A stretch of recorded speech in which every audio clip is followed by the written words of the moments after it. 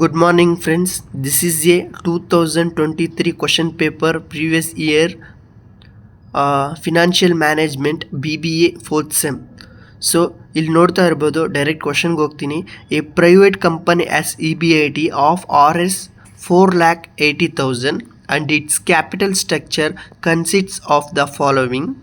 Equity share capitals 100 each. ಯಾವುದಕ್ಕೆ ಅಂದರೆ ಇಲ್ಲಿ 4 lakh ಕೊಟ್ಟಿದ್ದಾರಲ್ಲ ಅದಕ್ಕೆ 100 ಈಚ್. ಅದಾದಮೇಲೆ 12% ಪ್ರಿಫರೆನ್ಸ್ ಶೇರ್ ಎಷ್ಟು ಕೊಟ್ಟಿದ್ದಾರೆ, 6 lakh ಕೊಟ್ಟಿದ್ದಾರೆ. 14.5% ಡಿಬೆಂಚರ್ಸ್ ಎಷ್ಟಕ್ಕೆ, 10 lakhಗೆ. The company is facing fluctuations is its sales. What will be the change in EPS earning per share if. ನೋಡಿ, EBIT ಇನ್ಕ್ರೀಸ್ ಬೈ 25%. ಆಮೇಲೆ option B, EBIT decrease by 20%, assuming tax rates to be 35%. ಓಕೆನಾ? ಇಲ್ಲಿ ನೋಡಿ, EBIT increase by 20% ಅಂದರೆ first EBIT ಎಷ್ಟಪ್ಪ ಕೊಟ್ಟಿದ್ದಾರೆ, ಮೇಲ್ಗಡೆ ನೋಡಿ 4,80,000 ಕೊಟ್ಟಿದ್ದಾರೆ.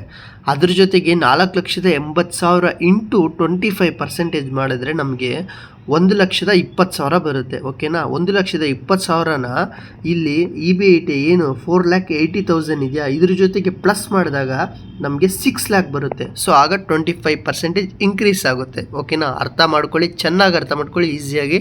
ನೆಕ್ಸ್ಟ್ ಆಪ್ಷನ್ ಬಿ ಯಲ್ಲಿ EBIT ಡಿಕ್ರೀಸ್ಡ್ ಬೈ 20%. ಏನು ಮಾಡಬೇಕು, 4,80,000 ಇಂಟು 20% ಮಾಡಿದಾಗ ಐ ಥಿಂಕ್ 96,000 ಸಮಥಿಂಗ್ ಬರುತ್ತೆ.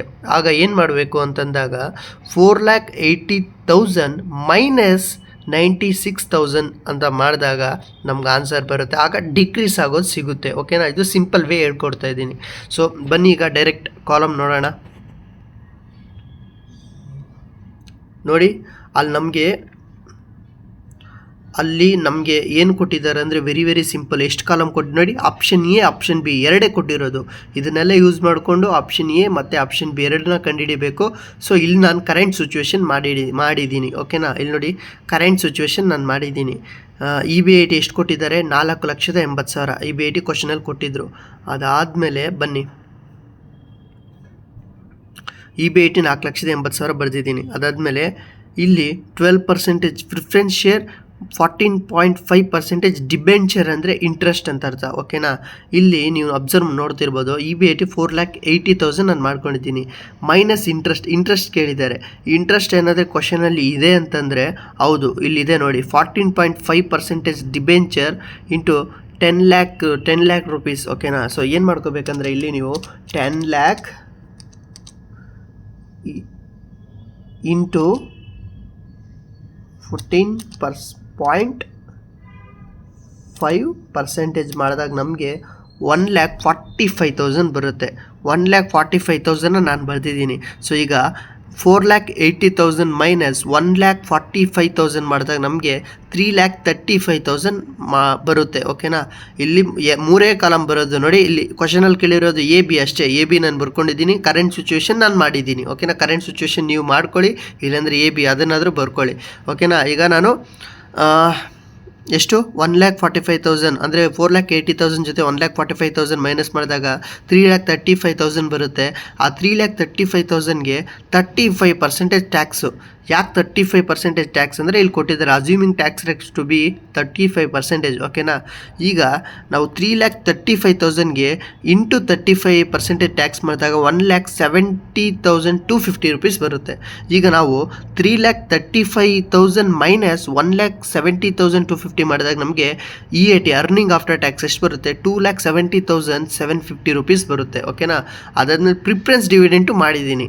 ಕ್ವಶನಲ್ಲಿ ಕೊಟ್ಟಿದ್ದಾರೆ ಪ್ರಿಫರೆನ್ಸ್ ಶೇರ್ ಅಂತ ನೋಡಿ. ಎಸ್ ಕೊಟ್ಟಿದ್ದಾರೆ.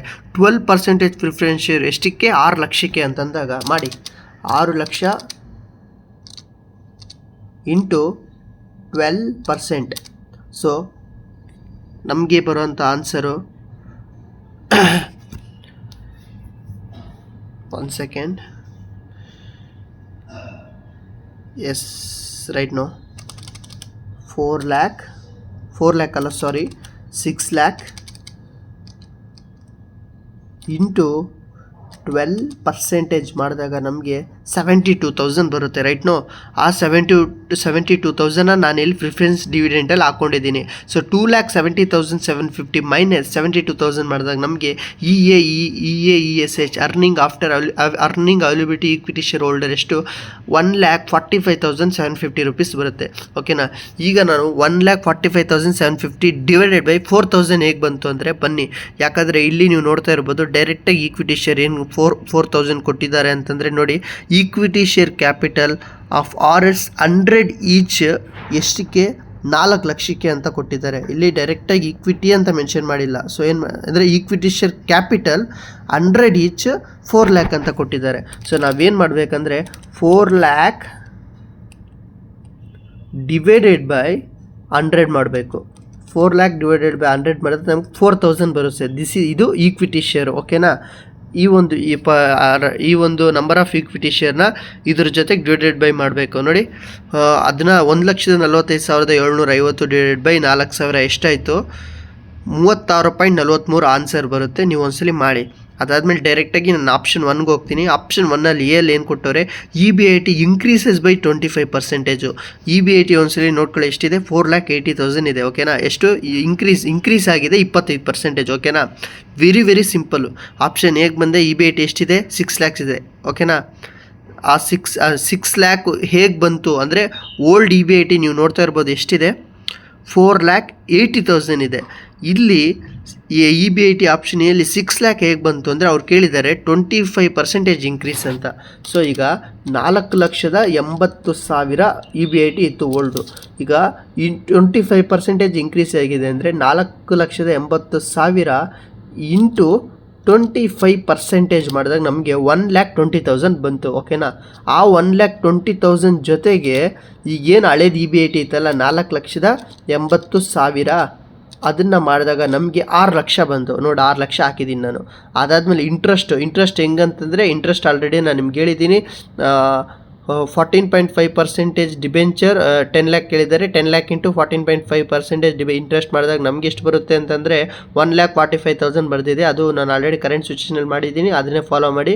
ಅದಾದಮೇಲೆ ಇವೆರಡನ್ನೂ ಮೈನಸ್ ಮಾಡಿದಾಗ ನಮಗೆ EBIT ಎಷ್ಟು ಬರುತ್ತೆ, 4,55,000 ಬರುತ್ತೆ. ಇದ್ರ ಜೊತೆಗೆ ಟ್ಯಾಕ್ಸ್ 35% ಮಾಡಿದಾಗ 1,59,250 ಬರುತ್ತೆ. ಓಕೆನಾ. ಮತ್ತು ಇವೆರಡನ್ನ ಮೈನಸ್ ಮಾಡಿದಾಗ ನಮಗೆ ಅರ್ನಿಂಗ್ ಆಫ್ಟರ್ ಟ್ಯಾಕ್ಸ್ ಎಷ್ಟು ಬರುತ್ತೆ, 2,95,750 ಬರುತ್ತೆ. ಅದಾದ್ಮೇಲೆ ಪ್ರಿಫರೆನ್ಸ್ ಡಿವಿಡೆಂಟ್ ಏನಾದರೂ ಕೊಟ್ಟಿದ್ದಾರೆ ಅಂತಂದರೆ ಎಸ್, ಪ್ರಿಫರೆನ್ಸು ನಾವು ಆಲ್ರೆಡಿ ಮಾಡಿದ್ದೀವಿ. ಎಷ್ಟು 12%ನ 6 ಲ್ಯಾಕ್ಸ್ ಜೊತೆ ಮಾಡಿದ್ದೀವಿ. ಅವಾಗ ನಮಗೆ ಮಾಡಿದಾಗ ನಮ್ಗೆ ಎಷ್ಟು ಬಂದಿದೆ, 72,000 ಬಂದಿದೆ. ಸೊ 72,000 ಬರ್ದಿದ್ದೀವಿ. ಸೊ ಈಗ 2,95,750 ಮೈನಸ್ಸು 72,000 ಮಾಡಿದಾಗ ನಮಗೆ EAESH ಎಷ್ಟು ಬರುತ್ತೆ ಅಂದಾಗ 2,23,750 ರುಪೀಸ್ ಬರುತ್ತೆ. ಈಗ ನಂಬರ್ ಆಫ್ ಶೇರ್ಸು 4,000 ಹೇಗಂತ ಹೇಳಿದ್ದೀನಿ ಆಲ್ರೆಡಿ. ಎಲ್ಲದಕ್ಕೂ ಇದೇ ಬರುತ್ತೆ. ಹೇಗೆ ಅಂದರೆ 4 ಲ್ಯಾಕ್ ಡಿವೈಡೆಡ್ ಬೈ 100 ಈಚ್ ಮಾಡಿದ್ದಕ್ಕೆ 4,000 ಬಂತು. ನಾವು ಆ 4,000 ನಂಬರ್ ಆಫ್ ಶೇರ್ಸ್ ಅಂತ ತೊಗೊಂಡಿದ್ದೀವಿ. ಸೊ ಇದ್ರ ಜೊತೆಗೆ 2,23,750 ಡಿವೈಡೆಡ್ ಬೈ 4,000 ಮಾಡಿದಾಗ ನಮಗೆ 55.94 ಬಂತು. ಓಕೆನಾ. ಈಗ ಅದೇ ಆಪ್ಷನ್ ಬಿ ಅಲ್ಲಿ EBIT ಡಿಕ್ರೀಸ್ ಬೈ 20% ಅಂದಾಗ ನಾವಿಲ್ಲಿ 3,84,000 ಮಾಡ್ಕೊಂಡಿದ್ದೀವಿ. ಹೇಗೆ ಅಂತಂದಾಗ ಓಲ್ಡ್ ನಮ್ಗೆ ಎಷ್ಟಿತ್ತು, 4,80,000 EBIT ಇತ್ತು. ಓಕೆನಾ. ಈಗ ಅಲ್ಲಿ ಅವ್ರು ಏನು ಕೇಳಿದ್ದಾರೆ ಅಂತಂದರೆ 20% ಡಿಕ್ರೀಸ್ ಆದರೆ ಅಂತ ಕೇಳಿದ್ದಾರೆ. ಅದು 25% ಅಂದರೆ ಈಗ ಓಲ್ಡ್ ಎಷ್ಟಿತ್ತು, 4,80,000 ರೈಟ್ನೋ, ಇಂಟು 20% ಮಾಡಿ ಎಷ್ಟು ಬಂತು, 96,000 ಬಂತು. ಅಲ್ಲಿ ಡಿಕ್ರೀಸ್ ಅಂದರೆ ಮೈನಸ್ ಆಗಿದೆ ಅಂತ ಅರ್ಥ. ಓಕೆನಾ. ಈಗ ನಮ್ಗೆ ಎಷ್ಟು ಬಂತು, 96,000 ಬಂತಲ್ಲ. ಸೊ ಓಲ್ಡ್ ಹಾಕ್ಕೊಳ್ಳಿ. ಓಲ್ಡ್ ಬಂದುಬಿಟ್ಟು 4,80,000. 4,80,000 ಮೈನಸ್ ಎಷ್ಟು ಬಂತು ನಾವು ಕ್ಯಾಲ್ಕುಲೇಟ್ ಮಾಡಿದಾಗ, ಹಾಗೆ 96,000 ಬಂತಲ್ವಾ. 96,000 ಮಾಡಿದಾಗ ನಮಗೆ 3,84,000 ನೋಡಿ. 3,84,000 ಹೇಗೆ ಬಂತು 3,84,000 ಅಂದರೆ ಆಪ್ಷನ್ ಬಿ ಅಲ್ಲಿ ಇಲ್ಲಿ 20% ಡಿಕ್ರೀಸ್ ಅಂತ ಕೊಟ್ಟಿದ್ದಾರೆ. ಯಾಕೆ 25% ಡಿಕ್ರೀಸ್ EBITಯಲ್ಲಿ ಅಂತಂದಾಗ ಓಲ್ಡ್ EBIT 4,80,000 ಇತ್ತು. 4,80,000 ಇಂಟು 20% ಮಾಡಿದಾಗ ನಮಗೆ 96,000 ಬರುತ್ತೆ. ಆ 96,000ನ ಮತ್ತೆ 4,80,000 ಜೊತೆಗೆ ಡಿಕ್ರೀಸ್ ಅಂದರೆ ಮೈನಸ್ ಮಾಡಬೇಕು, ಇನ್ಕ್ರೀಸ್ ಅಂದರೆ ಪ್ಲಸ್ ಮಾಡಬೇಕು. ಸೊ ಡಿಕ್ರೀಸ್ ಇನ್ಕ್ರೀಸ್ ಕೇಳಿದ್ದಾರೆ, ಮೈನಸ್ ಮಾಡಿದ್ದೀವಿ. ಸೊ ಆಗ ನಮಗೆ 3,84,000 ಬಂದಿದೆ. ಓಕೆನಾ. ಅದೇ ಥರ as it is interest same, ನಾನು ಇಂಟ್ರೆಸ್ಟ್ ಏನಿತ್ತಲ್ಲ, ಇಂಟ್ರೆಸ್ಟ್ ಕೇಳಿದ್ದಾರೆ ಅದೇ 14.5% ಡಿಬೆಂಚರ್. ಸೊ ಅದ್ರ ಜೊತೆ ಮಾಡಿದಾಗ 1,45,000 ಇಂಟ್ರೆಸ್ಟ್ ಬರುತ್ತೆ. ಸೊ ಅದರಲ್ಲಿ ಮೈನಸ್ ಮಾಡಿದಾಗ ನಮಗೆ 2,39,000 ಬರುತ್ತೆ. ಅದರಿಂದ ಟ್ಯಾಕ್ಸ್ 35% ಇದು ಮಾಡಿದಾಗ 83,650 ಬರುತ್ತೆ. ಅದನ್ನು 2,39,000 ಜೊತೆಗೆ ಟ್ಯಾಕ್ಸ್ನ ಮೈನಸ್ ಮಾಡಿದಾಗ 1,55,350 ಬರುತ್ತೆ. ಮತ್ತು ಪ್ರಿಫರೆನ್ಸ್ ಡಿವಿಡೆಂಟು ಅಷ್ಟೇ, ಆಲ್ರೆಡಿ ಪ್ರಿಫರೆನ್ಸ್ ಶೇರಲ್ಲಿ ಇಲ್ಲಿ ಕೇಳಿದ್ದಾರೆ ನೋಡಿ. ಪ್ರಿಫರೆನ್ಸ್ ಶೇರು 12% ಇಂಟು 6 lakh ಮಾಡಿದಾಗ ನಮಗೆ ಇಲ್ಲಿ ಎಷ್ಟು ಬರುತ್ತೆ, 72,000 ಬರುತ್ತೆ, ರೈಟ್ನು. ಅದಾದಮೇಲೆ 1,55,350 ಮೈನಸ್ 72,000 ಪ್ರಿಫರೆನ್ಸ್ ಡಿವಿಡೆನ್ಸ್ ಮೈನಸ್ ಮಾಡಿದಾಗ ನಮಗೆ 83,350 ಬರುತ್ತೆ. ಸೊ ಅದನ್ನು ನಾವು EISH ಅಂತ ತಗೊಂಡಿದ್ದೀವಿ. ಇಲ್ಲಿ ನಂಬರ್ ಆಫ್ ಶೇರ್ಸ್ 4,000 ಹೇಗೆ ಬಂತಂದರೆ, ನಾನು ಮೊದಲೇ ಹೇಳಿದ್ದೀನಿ, ಇಲ್ಲಿ ಕ್ವಶನಲ್ಲಿ ಕೊಟ್ಟಿದ್ದಾರೆ. Equity share capital 100 each 4 lakh ಅಂತ ಕೊಟ್ಟಿದ್ದಾರೆ. 4 lakh ಡಿವೈಡೆಡ್ ಬೈ 100 ಮಾಡಿದಾಗ ನಮಗೆ 4,000 ಬರುತ್ತೆ. ಸೊ ಹಾಕ್ಕೊಂಡಿದ್ದೀವಿ. 83,350 ಡಿವೈಡೆಡ್ ಬೈ 4,000 ಮಾಡಿದಾಗ ನಮಗೆ 20.84 ಬರುತ್ತೆ. ಇಲ್ಲಿ ನಮಗೆ ಇನ್ಕ್ರೀಸ್ ಆಗಿರೋದು 19.50, ಡಿಕ್ರೀಸ್ ಆಗಿರೋದು 15.6. ಇಲ್ಲಿ ನಿಮಗೆ ಕ್ಲಿಯರಾಗಿ ಗೊತ್ತಾಗ್ತಾ ಇದೆ. ಸೊ ಇಲ್ಲಿ ನೋಡಿ 55.94 ಮೈನಸ್ 36.43 ಮಾಡಿದಾಗ ನಮಗೆ 90.50 ಇನ್ಕ್ರೀಸ್ ಆಗಿರೋದು ಬರುತ್ತೆ. 36.44 ಮೈನಸ್ 20.84 ಮಾಡಿದಾಗ ನಮಗೆ ಡಿಕ್ರೀಸ್ ಆಗೋದು ಬರುತ್ತೆ. ಏನೂ ಇಲ್ಲ, ಎಲ್ಲ ಇದರಿಂದನೇ ತೊಗೊಂಡಿದ್ದೀನಿ EPS. ಐ ಹೋಪ್ ನಿಮಗೆ ಈ ಲೆಕ್ಕ ಅರ್ಥ ಆಗಿದೆ ಅನಿಸುತ್ತೆ. This is a 2023 question paper of financial management BBA 4th SEM. Thank you so much. So ನನ್ನ ಈ ವಿಡಿಯೋ ಏನಾದರೂ ನಿಮ್ಗೆ ಅರ್ಥ ಆದರೆ ನಂಗೆ ಸಪೋರ್ಟ್ ಮಾಡಿ. Thank you so much.